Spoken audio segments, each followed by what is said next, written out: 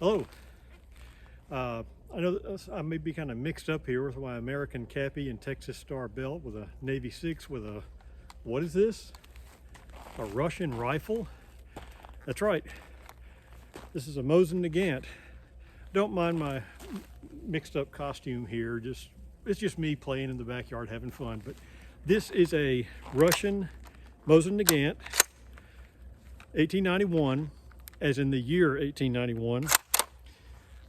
These were used all the way back to Tsarist Russia back in 1891 when the world started going to bolt-action rifles and cartridges. And these served the Russian Empire and later the Bolshevik Soviet Union all the way up through past World War II. Very basic, rugged rifles. Wouldn't be my first choice compared to, say, the 1903 Springfield or the 1917 American Enfield, or certainly not the M1 Garand or carbine, or the stuff we think of today when we think of those wars. But it's a very cheap gun. I mean, you could get, I mean, I got this like 10 years ago for like almost nothing. Now, I know they're going for a lot higher now as military surplus rifles have gone up in value. But this is a gun I haven't touched on much. I honestly haven't shot it much. I think it may have a little bit of a jamming problem with the final round kind of going off the lift here, but we'll see. We'll have a little bit of fun with it on this snowy day. Very reminiscent of Russia, as what most Americans think of when they think of Russia, is a very cold place and ice and snow, and movies like Nicholas and Alexandria and Dr. Zhivago and Spies Like Us and stuff like that. But James Bond movies. Anyway, we'll get to shoot and have a little fun. Just let's get to it. All right. Now to load this thing, I'm gonna try to do it with gloves.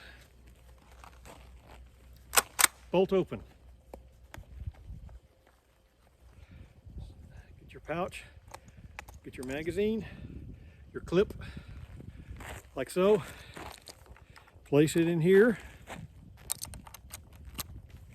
Now, on more conventional guns that we know of, like the 1903 Springfield or the 1917 that we Americans are used to, and even the Germans were used to, you just push down, straight down. But this, you kind of have to hold it up, and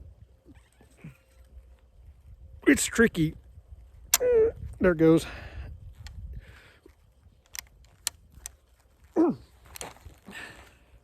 This is a tricky deal.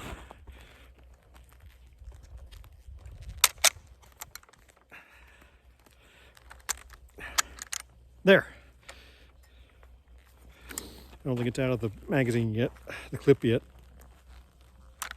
It's real hard doing this with gloves on. There. I'll just pocket this. Throw it home. Now it's ready to fire.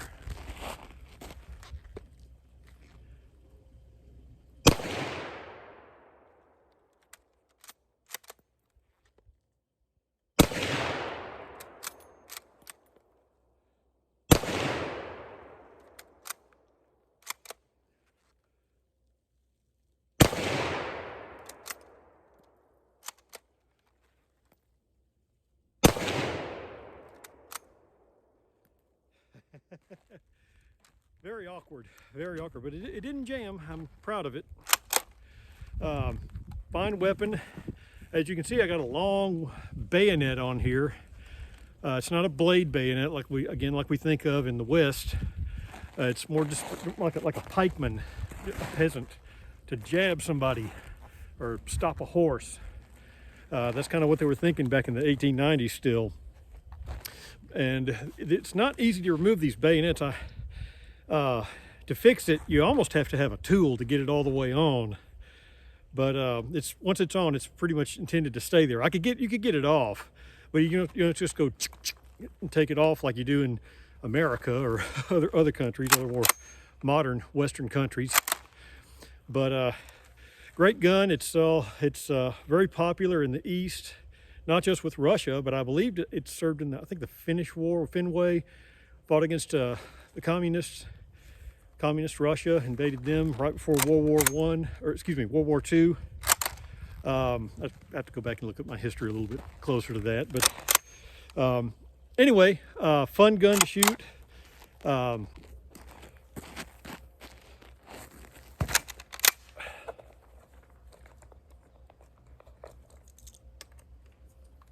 Bare hand. Here we go.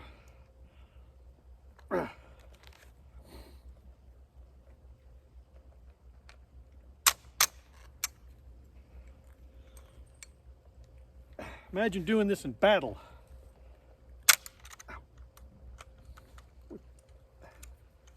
Frozen fingers. Uh-oh.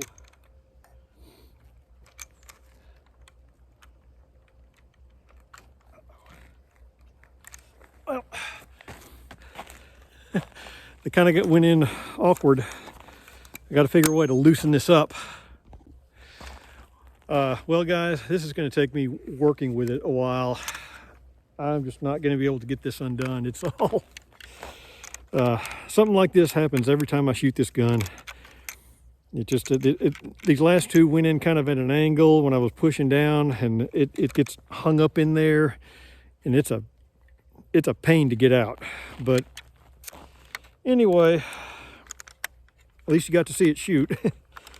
But I'm not going to waste your time watching me cuss at this thing and beat it in the snow, and well, I'm not going to do all that, but probably going to have to take the bolt out and work with it. But imagine this going wrong on you in battle, and would not surprise me if that happened occasionally, because you'd be in real trouble trying to undo this with shells going off around you, and the Germans or the Bolsheviks or the whatever charging you across the field. Man. All right, well, if you're in this in the middle of this storm as well, this cold wave, I hope you stay warm, you and your family. I hope you don't lose power. We haven't, thanks be to God. A lot of people have, particularly farther up north into Arkansas and Missouri and across the United States, and it's a pretty big storm here in America. And winter is still fairly young. So stay warm. If you like this channel, please like, share, and subscribe. Thanks.